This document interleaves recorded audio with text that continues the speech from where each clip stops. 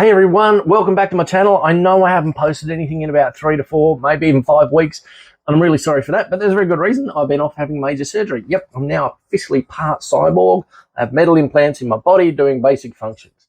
And look, I was super lucky. I was able to get that surgery done relatively quickly. But what I wanted to cover in this video today is the decision process that led me up to getting that surgery, and the decision process that ended up costing me about 3 to 4 months of my life where I fundamentally couldn't do the things I wanted to and the things I enjoy.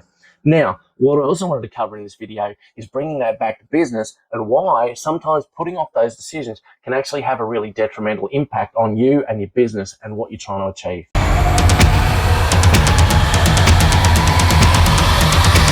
So guys, let me rewind you back about 3-4 years. It was Easter time and I was staying in an Airbnb with my wife and my crazy dog, and partway down the corridor in between the bedroom and the bathroom, there was a random stair. There wasn't a set of stairs or anything like that. It was just one stair.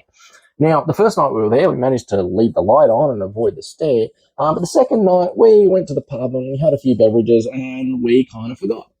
So I got up in the middle of the night. I was walking down to the toilet to go to the bathroom, and I literally fell down the stair. And in doing so, I strained some of the muscles in my lower back. Now, this isn't unusual. I've strained muscles in my lower back all throughout my life. So I started going through the normal rehab and recovery, and it got pretty good. But I didn't notice that it got actually fixed. I noticed that it sort of stayed bad. Okay, so after about 6 months, I decided to do some more running, and I noticed that I wasn't able to stretch out properly. So maybe after 9 months, I decided to head to a podiatrist. The podiatrist saw me and went, "Hey, you're just stiff. Do some stretches, you'll be fine." So I did that for 6 months. It didn't really work out. I went to a physio. The physio said to me, "It's all right. Just do some strengthening exercises. You'll be fine." So I did that for a while. And again, it didn't really fix anything. Maybe it got a little bit better. Maybe it didn't. And then I kind of just ignored it for a bit because I tried a few things, but it wasn't getting better. So eventually, after about 18 months of physio and exercises, I decided I really had to do something about this. And so I went to an expert. The expert took one look at me and said, "You need to get an x-ray." The x-ray came back saying, "You've got an arthritic hip and you need to get a full hip replacement."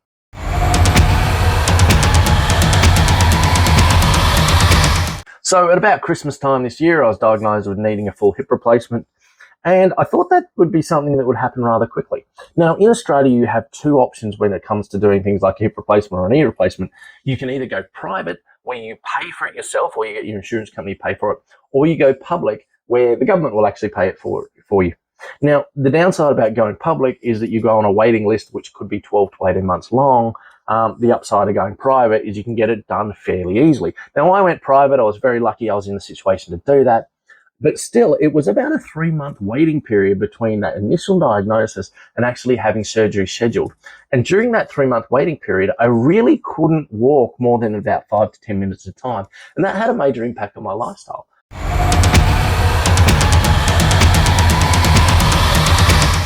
So as I said, I was fairly lucky. I was in the situation to be able to actually have the operation done privately, which meant that I could use my own surgeon. I could choose when I wanted it done and things like that. But even then, there was about a 3-month waiting period. First of all, it was over Christmas when I got the first diagnosis. I had to wait for everyone to come back from Christmas and annual leave. Then I got an appointment as soon as they were back. And that was about a month after I sort of rang them up and asked them. So mid-February, I had the appointment. And then when I saw the surgeon, he said, "Yeah, I can fit you in sort of mid to late March."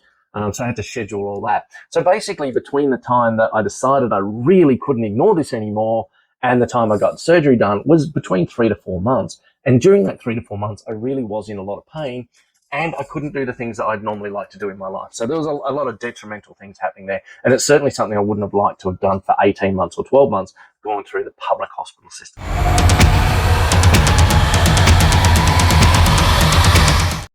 So look, I'm 3 to 4 weeks out of surgery now, and look, it's great. I can walk around, I can walk unassisted.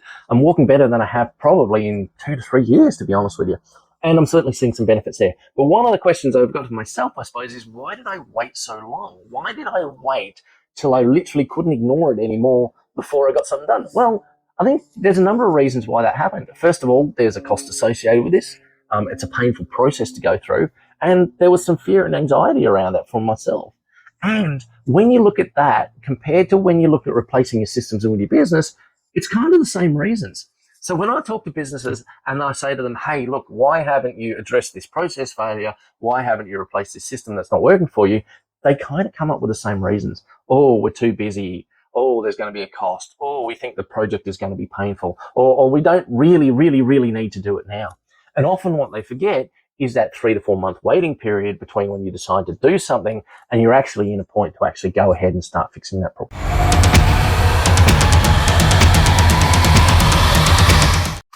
So that's really the lesson that I've taken out of this whole process. And it's a lesson that I would encourage people to look at when they're looking at business.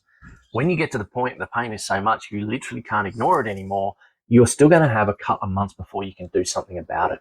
So it's better to bite the bullet, face your fears, face the fact there's going to be some cost, there's going to be some pain, there's going to be some discomfort. But if you do that 6 months before you get to that point of the pain being so much, you're actually going to be able to schedule that and work it around whatever else you've going on before it gets to that emergency situation.